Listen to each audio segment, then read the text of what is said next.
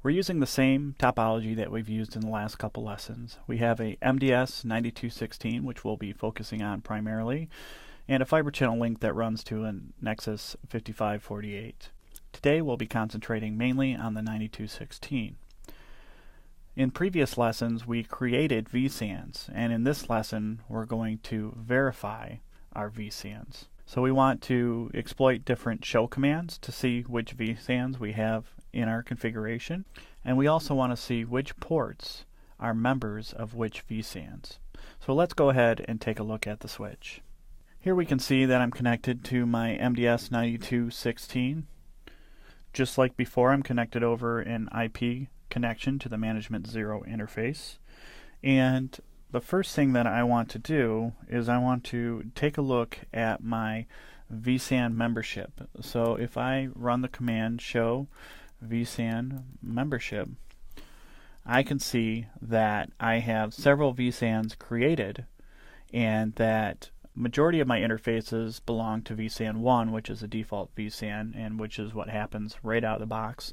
And then I have other VSANs created, which is VSAN 100 and VSAN 200. Those are the VSANs that I'm primarily concerned with, and they include interfaces fiber channel 1/1 and fiber channel interfaces 1/2.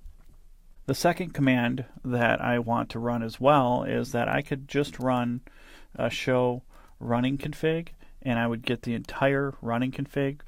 But as you may know from past lessons, the Nexus operating system contains a few shortcuts. So if I want to see just the running config that pertains to my VSANs, I would just do show running config VSAN. Now I can see that it's showing me just the parts that pertain to my VSANs. And for instance, I can see that VSAN database contains VSAN 100 and VSAN 200, each with their respective names. As well, if I scroll down to the bottom, I can see that my VSANs each contain VSAN 100 and 200 contain fiber channel interface 1/1 and 1/2 respectively. So this is how I can get to some really good information on my VSANs and how they're configured. And because zoning is associated with individual VSANs, I can actually see that information as well. So how the security is applied to those individual VSANs in the environment.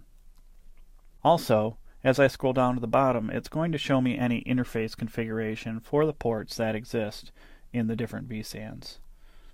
And as I can see, there's just not a lot there right now. Another command I might want to run is my show startup config VSAN. So once again, there's a difference between my running config and my startup config. My running config is what's currently on the box, which may contain unsaved changes, and my startup config, which is what the box is going to boot up with next time that I reboot the device or there's a power outage. So if I want to see what that VSAN configuration looks like in my startup config, I would do the same thing, but it would say show startup config VSAN instead of show running config VSAN.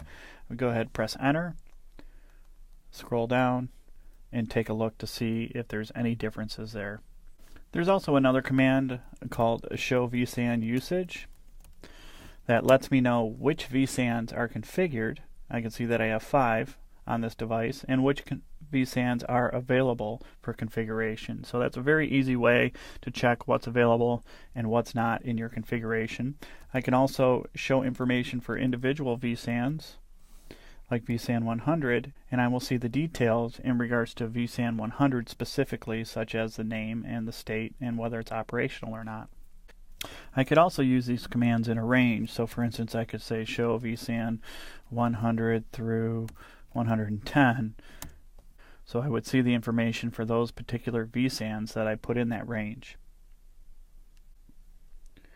It's also important to remember that once again, these VSAN configurations are locally significant to the individual switches. So these are things that you'll have to do to multiple switches in your environment if you have VSAN 100 located on multiple switches in your environment.